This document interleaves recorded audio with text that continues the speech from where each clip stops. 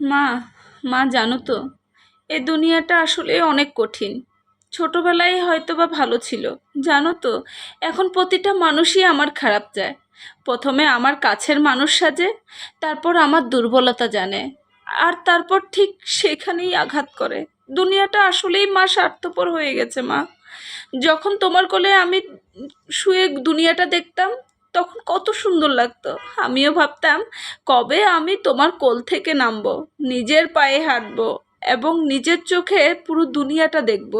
কিন্তু এখন যখন হাঁটছি, তখন প্রতিটা স্টেপে স্টেপে যেন পায়ে কাঁটা বিঁধে যাচ্ছে।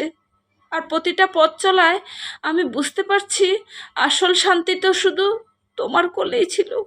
আমি ভেবেছিলাম আমি ভালো মানুষ হয়ে আমি আমার ভালোবাসায় এই দুনিয়ার মানুষগুলোকে জিতে নেব, কিন্তু আমি ভুল ছিলাম।